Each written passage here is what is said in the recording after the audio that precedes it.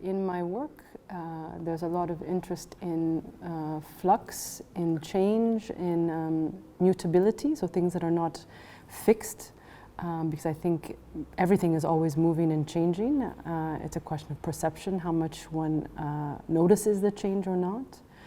And so changing states is this idea of, I guess, things that are constantly moving, that there's the state of something, the spirit of something is also always changing. So although the materials I work with, some of them might seem quite solid, there's always a question of movement and mutability in the work. I would say that the actual materials themselves are something like an archive for me.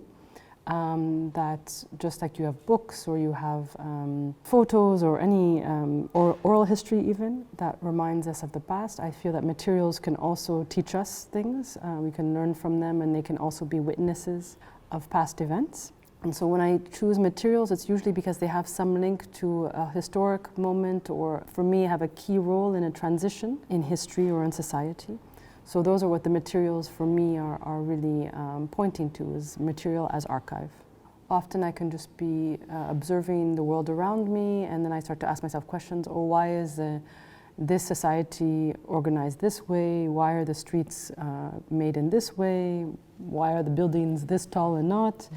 And sometimes it's, speaking to experts or having a conversation at a dinner or with somebody at a bus stop, and by reading. It's just being in the world that these things come to me, and then I start to ask more deeper questions about how they came about. The past couple of years, since the work with the Venice Biennial trinket, which I did for the Canada Pavilion, there was an interest in trade directly. It's very evident in that series of works around contaria, these small seed beads.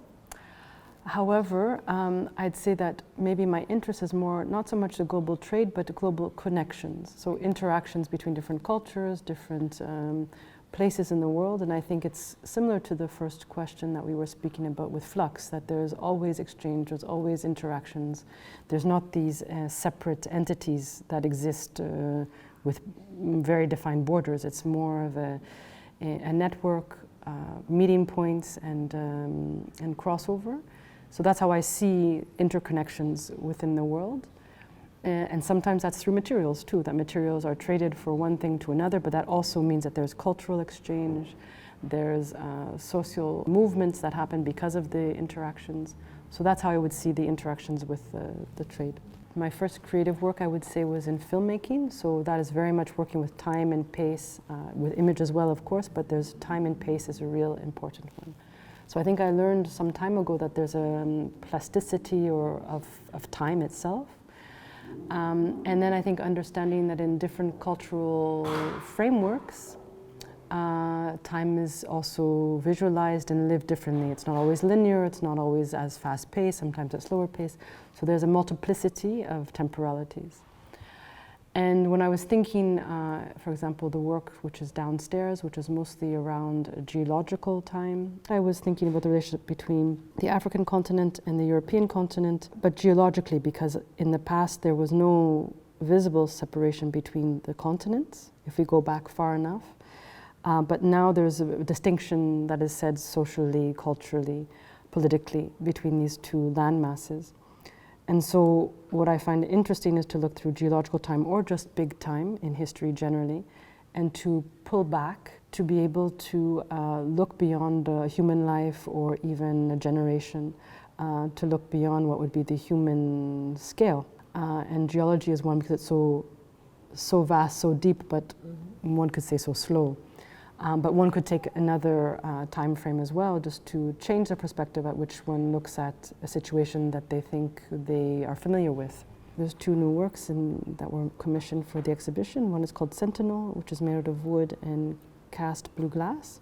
And it refers to a tradition in the southern parts of the United States in which people would put bottles onto tree branches to capture bad spirits. So it's kind of meant to be a protective kind of talisman or a protective measure. And the wood, of course, is referring to the trees themselves, but the wood is used as a kind of mahogany, which in itself has an interesting history of trade. And then the blue glass, of course, is referring to the bottles.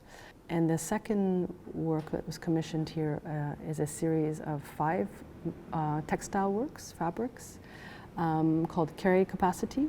And they're all really inspired by a pocket. The pocket as a pattern, as a device to carry close to one's intimacy, to their person, to be able to travel and carry home with them.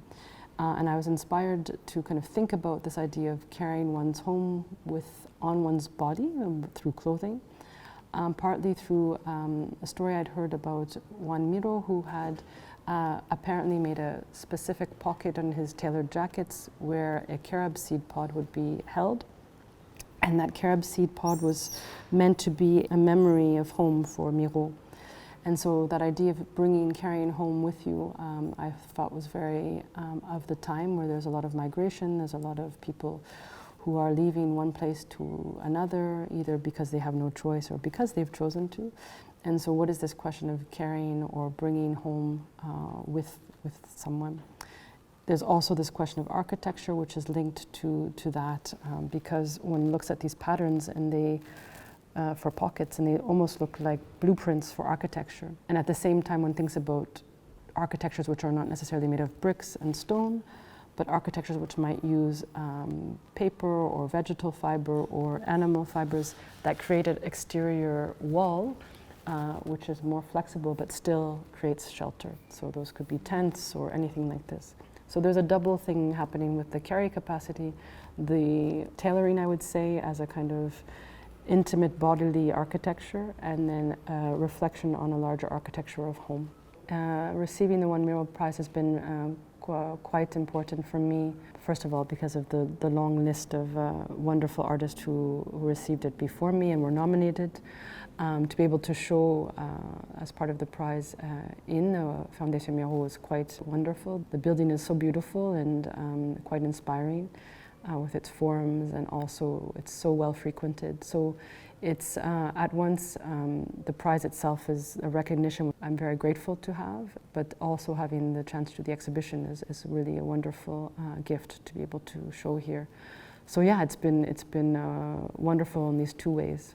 The works, I think, are meant to be open. That means that I put a lot of work, research, a lot of thought into how I make the works and the histories behind them, but it's not necessary to have all of that information to appreciate them. So I try to create works which are open to many people to appreciate at different levels. On its aesthetic level, how it might work with space, and then if someone is somewhat intrigued, going, well, why is this form, why this color, why this material, they're invited to do more research and to ask more questions.